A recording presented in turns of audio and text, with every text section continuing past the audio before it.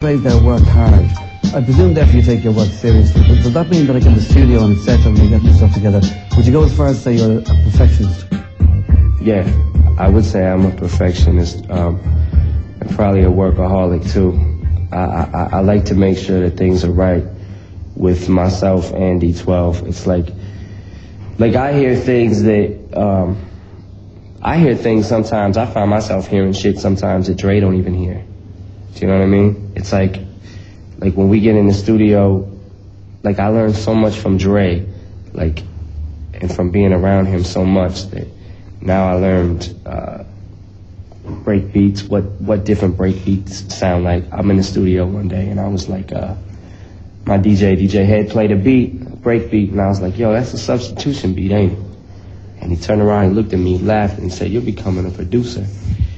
And now I'm starting to like listen for I'm picky about a hi-hat, a snare. Like most people don't even care about that. But I when I first got down with Dre, I watched him do that. Now I don't like that hi-hat. And I didn't know, I'm like, what the fuck is a hi-hat? I mean, I knew what a hi-hat was, but what is it supposed to, what's the difference? A hi-hat is a hi-hat.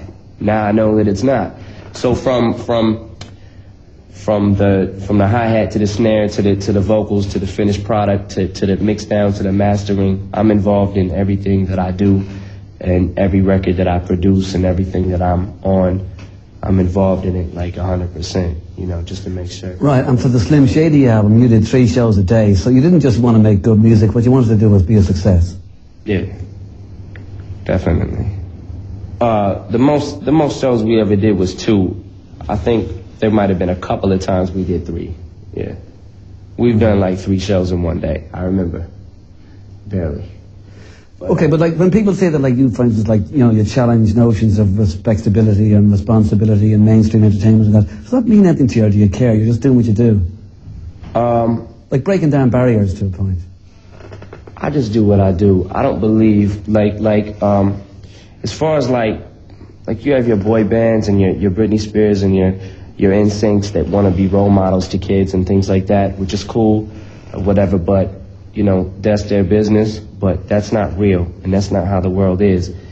I would rather get in front of a camera and not change anything, you know what I mean? Yeah. From that room that I walked into this room, not change the way I act, the way I talk, or anything. I'd rather just be myself no matter where I'm at, you know what I mean? No matter who's listening or who's watching or whatever.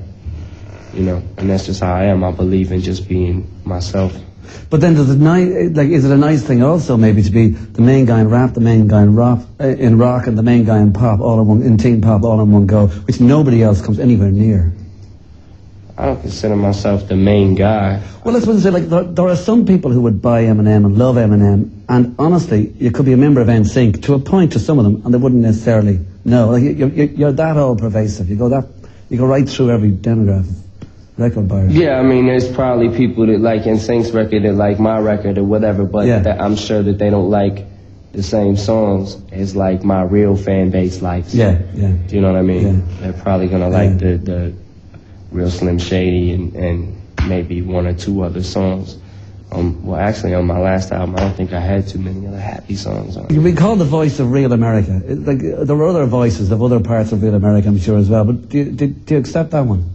Do I what? Do you accept that one, though? It's like, you know, you brought yourself into a kind of a situation where a lot of this music was, to a lot of people, like, it was there, but it was okay. It was only black guys doing it. A lot of middle America didn't know about it. You brought it into something now completely different. I'm not saying responsibility. I'm just saying, are you aware of all these things that, like, 20 million album sales is going to do to you? Yeah, I believe that I definitely blew it into a whole different ball game, but... Yeah.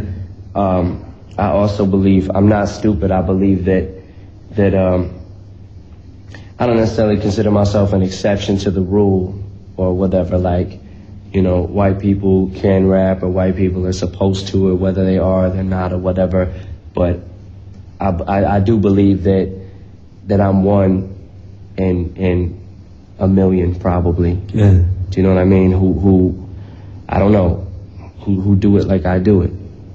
Okay, but what about who it is that you are? If Eminem is the nice guy, if Marshall Mathers is the regular guy, if Slim Shady is the nastier guy or whatever, I mean, do you use Slim Shady as something which is an excuse that you can hide behind some of the things that people might accuse you of, or do you feel that you had to get revenge on the world in some way? I used to use Slim Shady as an excuse, but now, the older I get and the more mature I get, I guess if you could consider me mature at all, I believe that I am maturing and my music is maturing. Eminem and Slim Shady have just become more of an entertainment name to me than anything. I don't look at it like I really divide up the personalities or anything like that. Do you know what I mean? Yeah. I don't really do that anymore. But was there a time that you felt you needed to create a Slim Shady in order to, like, get your venomous alter ego out without saying... There was on probably the first album.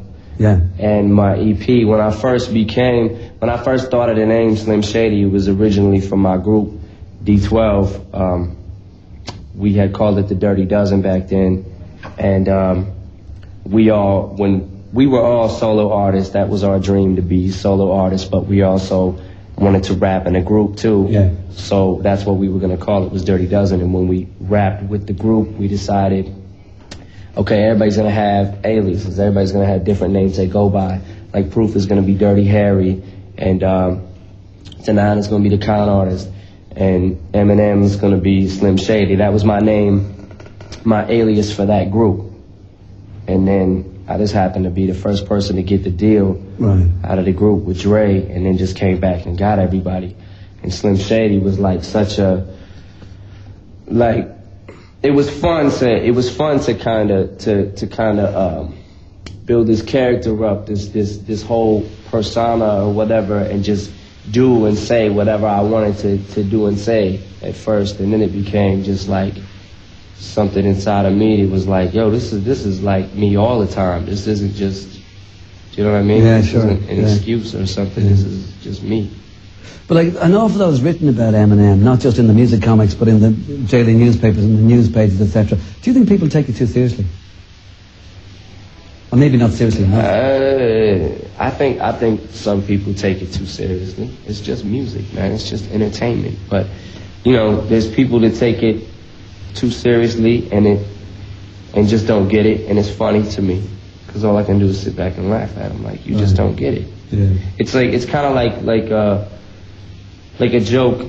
If say you didn't get it, and I walked in this room and I was joking with one of my friends, and we had a private joke between the two of us, only we knew what we were talking about. Sure. And we started laughing, you didn't get it. That's kind of how I look at people that don't understand where I'm coming from. It's just like, okay, you don't get it. You ain't in on the joke. Not to say that my shit is a joke, but I'm just using that as a metaphor. Do you find that loads of those people will be the people who would like to really see you in jail because they've had enough of this guy, or I'd like to see you put away, I'd like to see you fall, I'd like to see you make a mistake? Oh yeah, there's probably tons of people that want to see me fall, want to see me go to jail or whatever.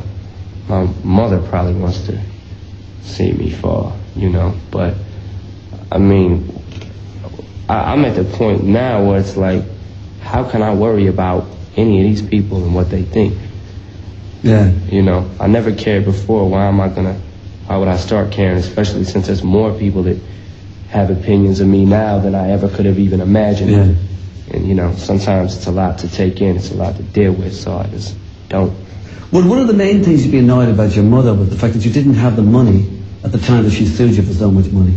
So that was really unfair, it was so stupid or whatever. Yeah, that was fucked up because I was living off my touring money. I was touring and making money that way. I hadn't even got my first royalty check, and she saw me on TV and thought I must have millions of dollars.